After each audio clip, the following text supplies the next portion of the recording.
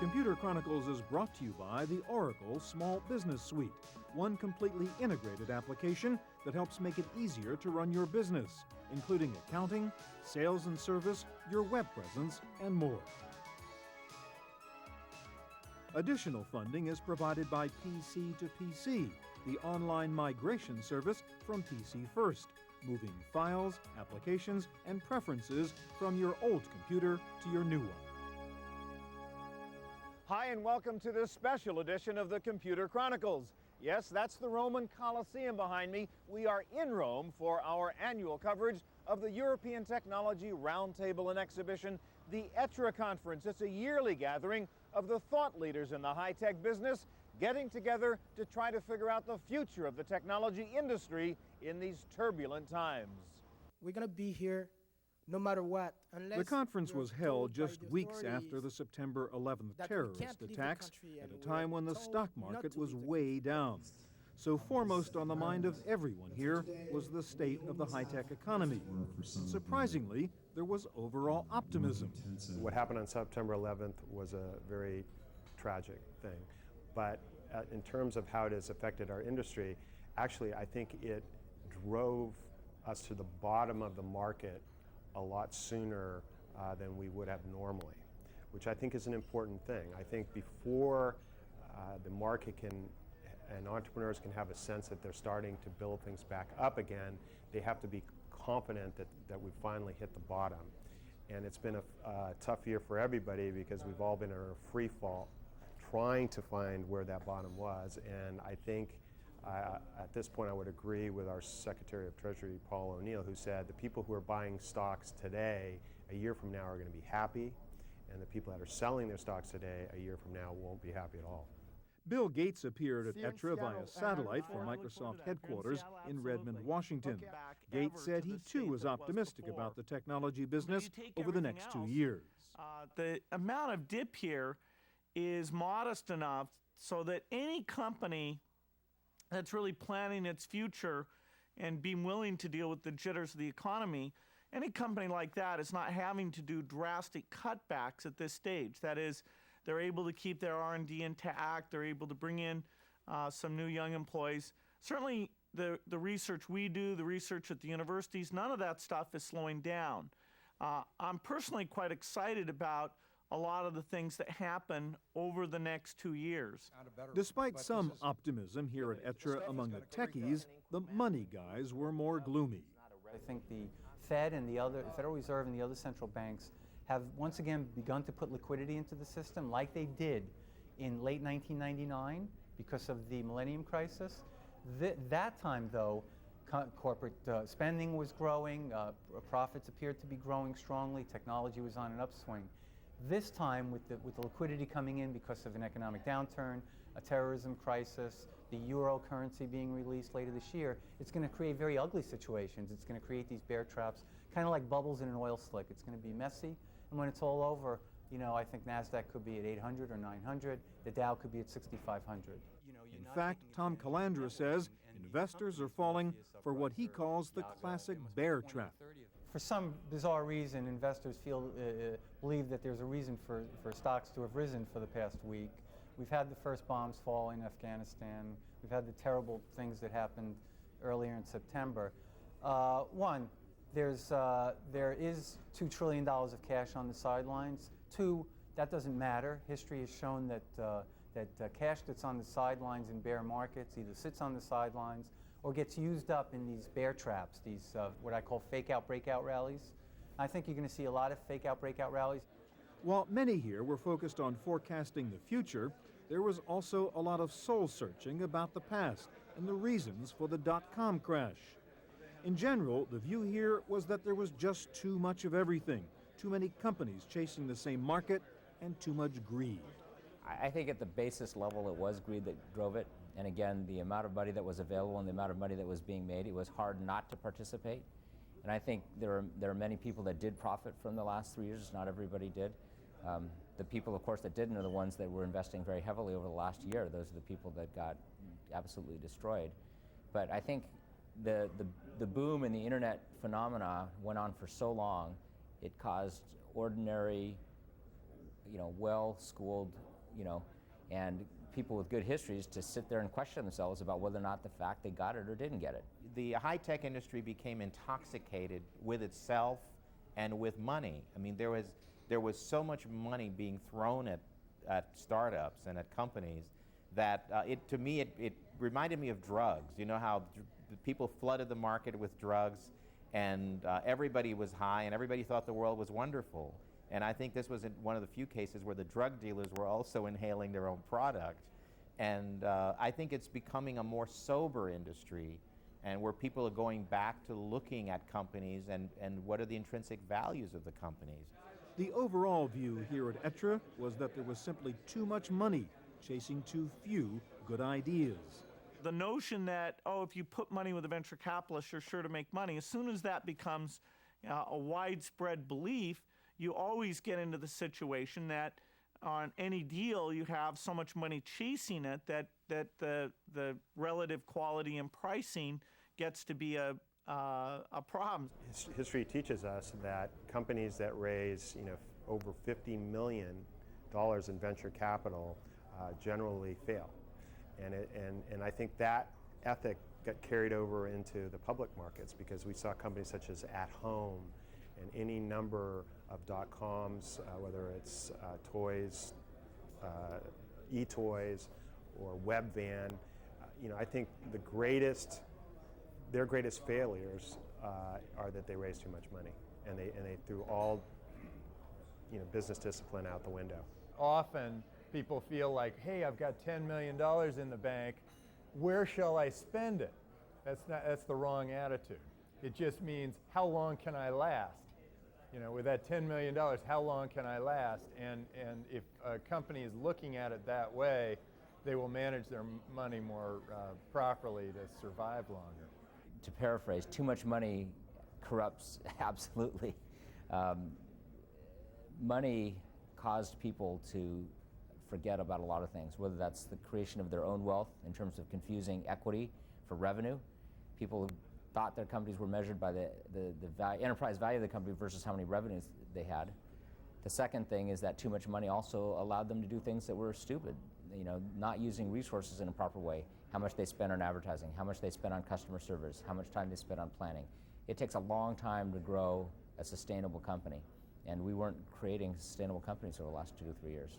A lot of these entrepreneurs are fine when you give them $1 or $2 million, because they're thinking in terms of, well, okay, now I need to hire this many people, and that will last for a year and a half. But if you give them $10 million to start a business, or $20 million to start a business, it goes in the same 18 months, and they don't make too much more progress. The journalists here were taking a more cynical view that what went on during the past 2 years on the NASDAQ was at best calculated and at worst immoral. This is a weird word to use with markets, but I think there was something almost immoral going on, because the venture and investment banking communities, and then ultimately the brokerage communities as part of it, transferred all risk into the public markets for a period of 18 months to 2 years. It's not an original thought on my part, but people have mentioned that, and that to me was unconscionable. And the people who got caught up in it got caught up in a mania, just a standard issue, crazy mania. Really what we saw in the past few years is letting the public invest in highly risky ventures. That brought so much money into the marketplace that even though it seemed like a good idea at the time, we're now paying the price, and no one is going to forget that. There was some, I think, pretty nasty calculation going on behind the scenes toward the end, at any rate, when people surely knew that they were offloading garbage that couldn't possibly do anything well into the public markets. And people who invested in this should have had their eyes more open, but it doesn't, in my mind, excuse the sort of unfairness that was going on at the time. Not to be a cynic, but the general partners live off management fees. We've heard that here at ETRE time and time again. I mean, Alec's view has tried to make that point. And in that way, they're no different than mutual funds. You know, mutual funds get their 12B1 fees and their management fees regardless of whether they're up or down. And guess what? 90% of mutual funds are down this year. The silver lining in all of this is that maybe we've learned some lessons and we won't go through a crazy boom-bust cycle like this again. The physics of business hasn't changed. And by the physics of business, I think those are the innumerable laws that just cannot be violated. You have to make profits, you have to provide great value proposition to your customer, and those things are the basic fundamental blocking and tackling of our business, which somehow we forgot. There is a new wave, there is a new way of doing things, but there are certain fundamentals that we forgot about in a very dramatic, terrible way.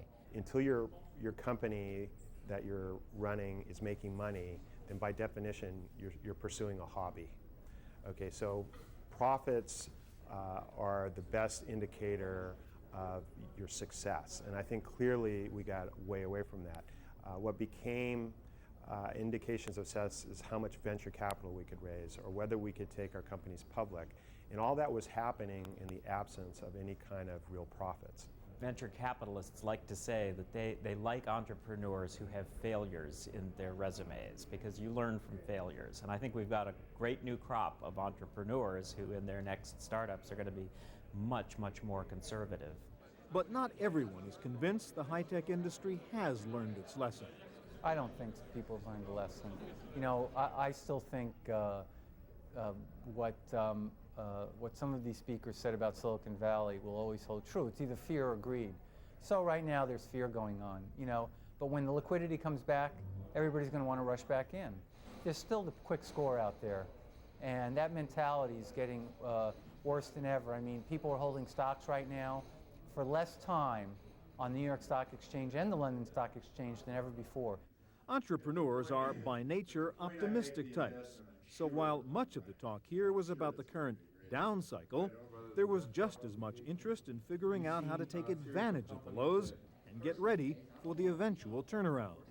This is a tremendous time to be starting up a company. This is so exciting for an entrepreneur, a true entrepreneur, because there is money available. There isn't as much money available as there may have been a year ago, but there is money available, and people are going to take jobs for less money, and real estate is going to be cheaper, and they will have no competition because there are very few companies being started right now. And so they'll go into a field that'll be wide open. In fact, many of the great companies were really started or ramped up during a time just like this. In down times, a couple of dynamics happen which I think is really important. First of all, resources open up to start a new company. So there's a pool of both talent engineers and management that are more available than before. 2 years ago, 18 months ago, it was very difficult recruiting the best people, and you had a dilution in the management pool and the talent pool, which is just very difficult. So downtimes are a great way to pick up the great people and gather them together. The second thing that also happens is the fact that the competitors in the industry that you're participating in, the larger companies, the established companies, they're not looking at investing in new things. They're looking at trying to maintain their profitability. They're looking at trying to maintain the morale of their company. They're maintaining the stability of their customer environment. And therefore, I think new companies that get started in this time have an opportunity to gain, if you will, on the technology curve and on the next product generation curve with those companies. And so it's a great time. The greatest entrepreneurial and investment opportunities associated to with those new innovations will occur after the bubble bursts. So obviously the bubble has burst, and so what are we left with? We are left with 500 million people who are now daily dependent on the internet. Virtually every major corporation does business over the internet.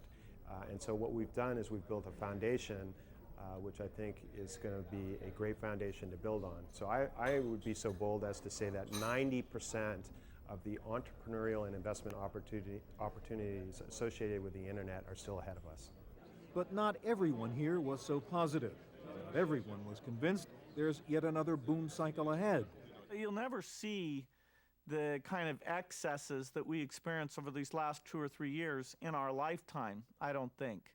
You know, this whole notion that the way to get rich isn't to do research, it's instead you just go off and start the nth company doing a website The whole point of the internet is that the barriers to entry are low. And because barriers to entry are low, that means that the only big winner in a technology like this, the only sure winner, is the consumer who's using that infrastructure to get more information or to have more buying power, have more choices, whether it's a corporate buying process or whether it's an individual. And so what we saw was wild. I think that it's true that right now salary expectations have dropped. You can rent space for very little. You could start a company for not much money. But it's not at all clear to me that you can start a company, create a product, and then have other people buy it. I think that that's the real rub. In just 1 year, I think we've seen the key initials that people talk about here go from IPO to ROI, return on investment. And it's impossible to sell a technology these days unless you can really prove to the business that they're going to make their money back right away. Some things will come back and come back in a very big way. The startup sector, in my view, will never come back to what it was. That was a one-time phenomena that, always that dance was going to end, and it did. Likewise, in telecommunications, you're never going to see the kind of capital that was thrown at that sector. That's not going to come back ever to the state that it was before.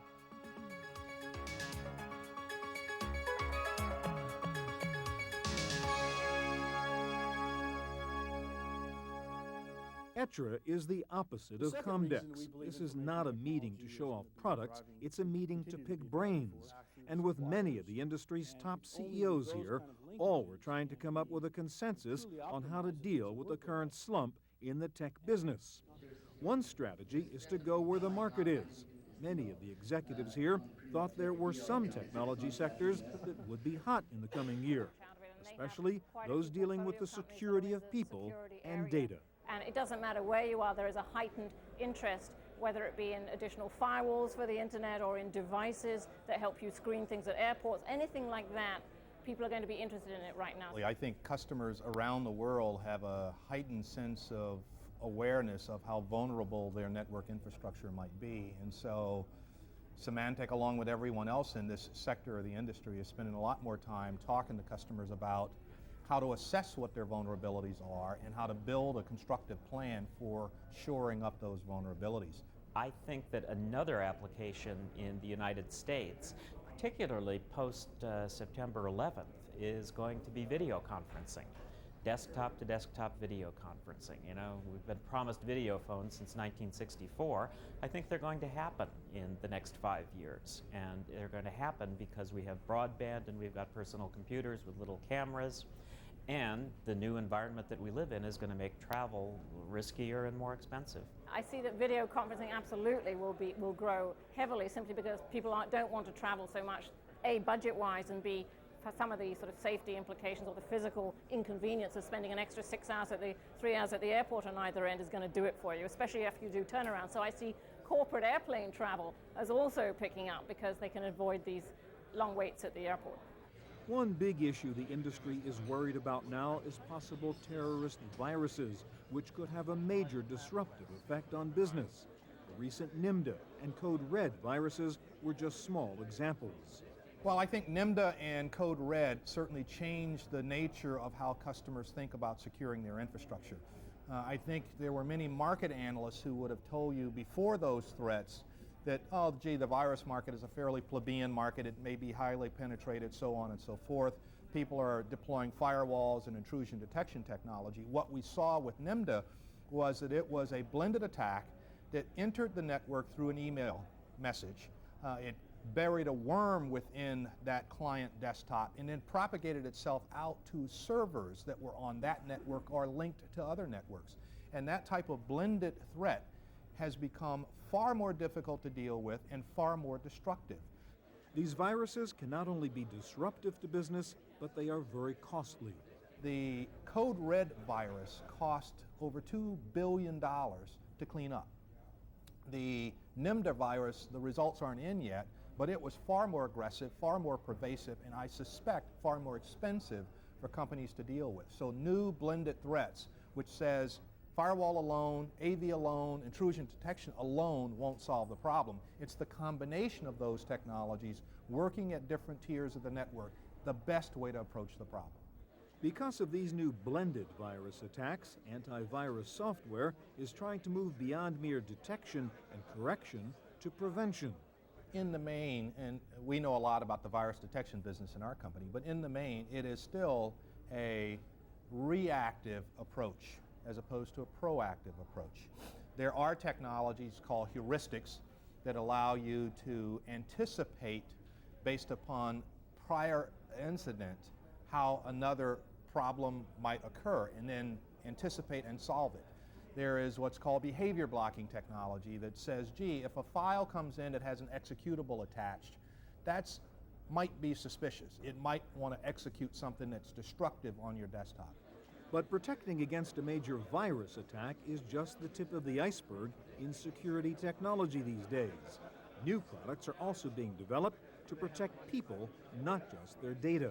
There's a lot of new opportunities, particularly in the biometrics area, and when it comes to, for instance, feeling secure in travel situations, getting on airplanes. I've heard of new technologies where, in essence, when you walk through a checkout line in the airport, they can take a picture of your face and compare your face to over 1 million other faces on record in the course of a second. And so I think you're going to see a lot of sophisticated biometric related security technologies being developed, a lot of great companies that will solve a lot of the problems that we clearly have concerns about right now. Whether it's biometrics in national identity cards or ways of, surveilling the community, I think there's definitely something there. And that those technologies already exist to a great extent. Biometrics, there's some amazing biometric technologies that can be built into every laptop computer that identify faces or thumbprints. And we're going to see more and more of those. There is also a new technology from a company called Flexix that can embed computer chips in people's clothing, making it easier to track them. I actually think that these, the integrated circuits printed on plastic, the way Flexix does, will be very potentially valuable to this because not only for very light heads-up displays and that sort of things, but plastic is moldable, and you could actually wear a GPS device on your jacket or a communicator that was on your pants or whatever, and it would be an easy, I think those technologies may make a big impact. There was no question but that terrorism and the events of September 11th were on the minds of everyone here at ETRE. But on the positive side, there was generally the view here that the internet proved its durability in the aftermath of the World Trade Center disaster. I think September 11 was a real testing point for the internet on a couple levels. One was it continued to work when the telephone system didn't. That's how people learned that their loved ones were still alive. Secondly, it showed that the infrastructure is really pretty robust. I mean, it is astounding that we managed to then immediately start trading again on the stock market just 1 week later, and virtually nothing was lost. And that's pretty remarkable. One of the keynote speakers at this ETRE conference was Michael Dell. He also commented on the durability of the internet. One of the things we saw in the September 11th crisis is that while the fixed line phone systems went down and the cell phone systems went down, in fact, the way that people were staying in touch was the internet. On the media side, I think what we learned, it was really the first time that we had a huge media event and the internet didn't completely break. For the first few hours on the 11th, we did have some problems with people getting through to the major MSNBC, CNN sites. But by the next day, when traffic was just as high, the internet was actually working to deliver news.